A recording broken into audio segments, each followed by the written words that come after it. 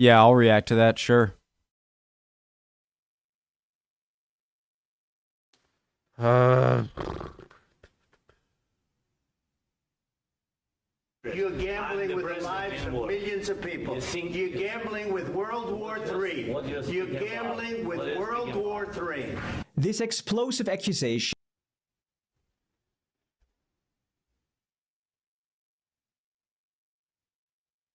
Okay.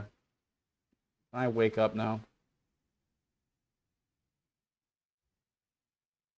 Set the tone for one of the most tense confrontational meetings ever witnessed in the White House. In a What is going on right now? One of the tense meetings between any world leaders ever, I'd imagine. Is there a bigger one? At least more vocal, like at least more, you know? dramatic showdown, Donald Trump, J.D. Vance, and even the media came down hard on Zelensky. What is going on? Why are we siding with Russia? What is happening right now? I don't get it. Zelensky, almost blaming him for the conflict with Russia, even though his country was the one that had been invaded. Nope. He caused the war. Zelensky caused the war. Putin is a great guy. He's an amazing guy. Zelensky is an evil dictator who started a war against Russia. Stakes were What is going on right now? massive too. Negotiations over a vital Ukraine-US minerals deal collapsed, and US military support for Ukraine hangs by a mere thread. The meeting ended with Zelensky leaving the White House early, with Trump saying, "Come back when you're ready for peace." Without a doubt, for me, this was one of the most intense political showdowns in recent memory, and we're going to break it all down in this video. But first, let's quickly dive into the background that led to this dramatic moment. It all started with a controversial rare earth mineral deal between Ukraine and the US. Basically, Ukraine sits on a gold mine of rare earth minerals and offered the US a stake in exchange for military support and security guarantees. After a lot of back and forth, including a moment when Trump's administration demanded a $500 billion payback in minerals, it looked like the US and Ukraine had finally reached an agreement. This would have established a joint US-Ukraine fund, receiving 50% of annual revenues from new rare earth mining to support reconstruction, mining, and security. Of course, US companies would then gain a major stake in Ukraine's recovery, potentially deterring Russia. But then came Friday, when Trump... The problem with that logic, okay, is that if the point of the mineral deal is to make it clear that the USA will have Ukraine's back because our minerals are at stake here. Okay, but by that logic, if Putin offers Trump a better deal for the minerals for like the rest of Ukraine, then who's to say they won't just do that? Listen, I am not very well versed, and I'll be the first to admit that, on international relations and international politics, but it is both fascinating to me and it's important. It should be important to everyone. And so that's what doesn't make sense. Even if you follow the logic that, well, now we have a stake in your country, okay, but if I'm Putin, I'm like, wait, they just want the minerals. Okay, we'll offer you a good chunk of Ukrainian minerals if you just allow us to sweep over the rest of Ukraine. What would stop him from doing that? Welcomed Zelensky to the White House, framing the deal as the first step towards a ceasefire agreement he's trying to broker between Russia and Ukraine. But things went south fast. Zelensky was adamant about security guarantees, which kind of makes sense considering he's giving up a lot of resources. But this was something Trump was simply not willing to offer. Then, on live television, the tension exploded. Trump and Zelensky clashed repeatedly over their views on Russia, the negotiations. If I'm Zelensky, I ask Trump, okay, if I give you the guarantee of minerals, but you don't also guarantee the security of Ukraine, then who's to say you won't just switch sides if you keep the minerals? That's what I would ask him immediately. Trump and Zelensky clashed repeatedly over their views on Russia, the negotiations, and the level of European support for Ukraine. It actually started off somewhat civil, but J.D. Vance's presence ensured things got ugly fast. Zelensky laid out his case.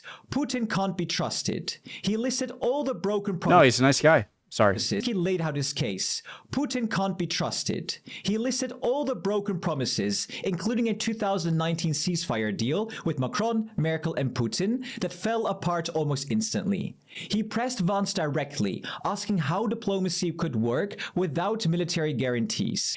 What kind of diplomacy, JD, you are speaking about? What do you mean? I'm talking about the kind of diplomacy that's going to end the destruction of your country. Yes, but if you Mr. President, with respect, I think it's disrespectful for you to come into the Oval Office and try to... Oh my God, stop talking, please.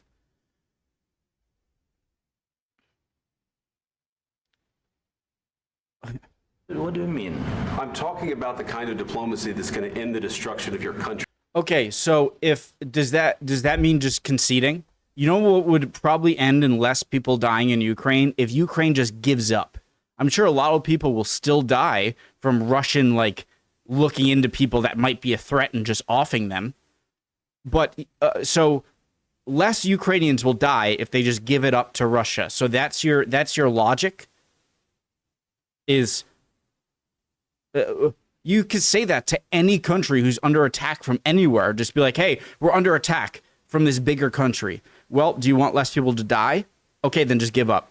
What kind of logic is that? Yes, but if you Mr. President, with respect, I think it's disrespectful for you to come into the Oval Office and try to litigate. With respect, I don't swear on this channel.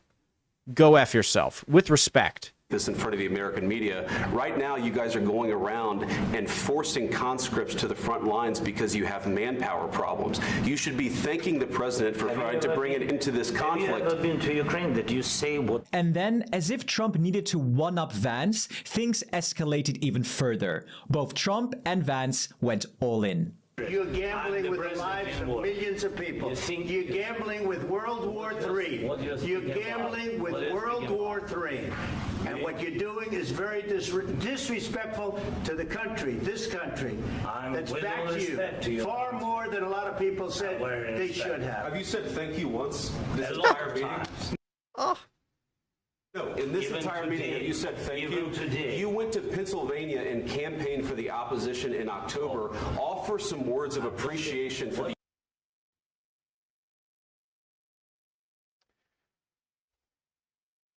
You're Ukraine. You don't know what side's gonna win. I'm not saying I like the left or the... Okay, I don't care about U.S. politics right now, okay? Please. Please. So, Zelensky doesn't know the future. And his country is getting attacked by a much larger neighbor. And he wants to, and they're acting like that was a stupid decision. It's like, hey, you didn't think about if we won, then we would hate you. The United States of America and the president who's trying to save your country. Frankly, this is getting ridiculous. The amount of false information the Trump administration is getting away with is staggering. Zelensky campaigning for the opposition? False. Zelensky being unthankful? False again. He actually started the very same meeting saying thank you. And the US giving more to Ukraine than Europe? Also false. Honestly, the showdown in the Oval Office felt orchestrated. I don't even know if it feels orchestrated. Maybe it was. It just feels like you have a president and vice president in office that they don't care about. They're so focused on just looking at everyone who wronged them and doing that. And so all of these important decisions, like a war going on, are just like, yeah, but you went to Kamala Harris. Yeah, but you haven't said thank you yet. It's like, we're in a war. We're in a war right now. Yeah, but say sorry. Kiss my ass right now. Do it. Okay, but if I do that, will you help my people? Well, maybe. Give me your minerals. It was like... I love Zelensky so much more. I just want to say I can't speak for all of America. I'm one person. But I love Zelensky way more after this meeting. And I think a lot of people probably do too. Like a coordinated bullying session with the entire room, from politicians to the media, ganging up on Zelensky. And just when you thought it couldn't get any weirder, they even started criticizing his clothes. Why don't you wear a suit? Yeah. Oh God. I didn't see this live, okay? But I heard it from people like, certain people, and I heard how bad it was, and I was already kind of pissed off. It was so bad. And so I heard a lot about it before I saw it for myself. And it still was way worse than I could have imagined. And now where's your suit? Who the hell is this guy? Oh, and they're laughing. You're the highest level in this country's office, and you refuse to wear a suit. Just want to see if do you own a suit? Yeah, problems. You're trying to schoolyard bully a guy who's just at... A lot of Americans have problems with you not respecting the dignity of this Oh, shut up, please. I will wear a costume after this war will finish. This is a man who has led his country through 3 years of terror and war. Regardless of where you stand politically, he deserves respect. And this was the opposite. It was petty, insulting, and quite frankly, disgusting. The meeting ended with Zelensky being asked to leave early, no raw materials deal in sight, and US military support for Ukraine hanging by a thread. Instead of diplomatic progress, Trump's parting gift was a Truth Social post, saying that Zelensky could come back when he's ready for peace. The world also reacted swiftly. Most European leaders stood firmly with Ukraine, including Tusk, Macron, Merz, and Ursula von der Leyen. Kaja Kallas, the EU's High Representative for Foreign Affairs, took it a step further, saying that the free world needs a new leader. But there were notable exceptions. In Europe, Hungary's Viktor Orban praised Trump, declaring strong men make peace and weak men make war. And then, of course, there were the Russians, who were probably having the best day ever. I want to see the look on Putin's face. He probably had the lotion out. He was... The deputy head of Russia's Security Council called Zelensky an insolent pig, who had received a proper slap down in the Oval Office. Okay, I understand maybe courting your words slightly. I'm trying to give to try and not talk complete trash about Putin, but that's one thing compared to just propping him up and completely destroying a guy. So the argument can't even be made that I'm about to talk to Putin, and so what, am I supposed to say he's a bad guy? You didn't say he's a bad guy. And the deputy chair of Russia's upper house of parliament went even further, saying the encounter revealed Zelensky's true colors, saying that he will have to crawl to the next meeting on his knees. In an attempt at damage control, Zelensky took to X to thank the American people for their continued support, and even made an appearance on Fox News, trying to salvage what was left. How can you not like this guy? I'm sorry. How can you not like this guy? He didn't I would have probably. I've never been a world leader. A lot of people facing an enormous neighbor actually invading, and you are target number one, would have fled. He didn't. He stayed there, and the Ukrainians have able to hold Russia back. Yes, with a lot of help from many countries, okay? But to hold Russia back, and if you don't have extreme respect for that, what kind of person are you? All right. Of the now super fragile Ukraine-US relationship. Do you agree with that President Trump is too close to Vladimir Putin in your mind? We spoke about it, and I think today very openly President Trump, he said that I want to be in the middle, otherwise I will not put these guys at the table. And is he right? I want to be very honest, I want really him to be more at our side. I will explain why. Because it's not just that the war began somewhere between our countries. The war began when Russia brought this war to our country, and they are not right. And they are not right. They didn't respect our territorial integrity. They brought the war on our territory, to our families, sorry for repeating, to our houses. And while this was all playing out in Washington, another drone strike in Ukraine killed at least 5 people. Is it really so hard to see who the aggressor is here? Here's what I think. What happened in the Oval Office yesterday was a tragedy, and it may go down in history as a turning point. One thing is now crystal clear. The Trump administration's foreign policy isn't guided by values or alliances, but economic gain. Even more concerning, I think calling it economic gain is being a little bit too lenient to Trump. I don't even think it's economic gain. I think it's just he's on a revenge tour. Anyone who could have slightly wronged him, I'm not saying this as a Democrat-loving person or Republican-loving person, okay? I am not a fan, all right? I'm just saying this as a person with eyeballs that this was horrific. it really feels Again, even in this video where I have a strong opinion, I don't usually have a strong opinion and I don't show it like this. Again, though, if you disagree with me in anything I've said, please, call me out in the comments. Did I say something you thought was wrong? Any comments at all, I always want to see it. I just want to say that again. I'm no expert. I'm a one man with one opinion. That's all. So please. like Putin or alliances, but economic gain. Even more concerning, it really feels like Putin is playing Trump. So far, I've seen zero concessions from Russia. Nothing. And worse, Trump won't even criticize him, let alone call Russia aggressors. Is he really the master deal maker he claims to be? No. This is weakness. Kaja Kallas is likely right. There's an empty seat for the leader of the free world. The real question is, will us Europeans finally step up, take responsibility, and own our continent's security? We need unity. I think calling any country, even before this, the leader of the free world is a bit ridiculous.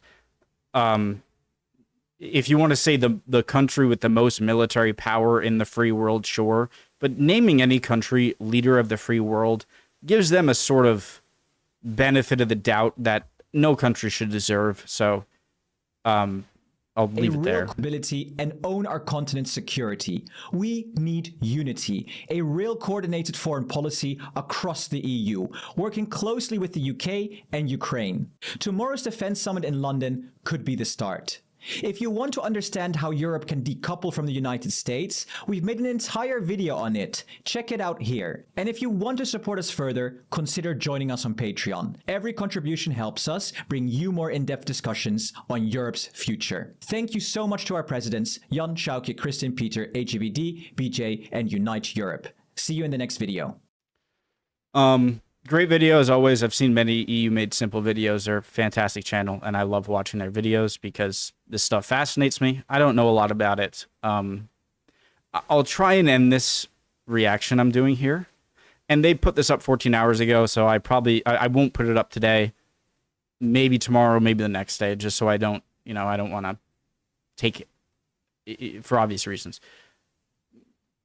To end it on a maybe optimistic note is maybe this will make Europe more militarily and diplomatically independent from the USA.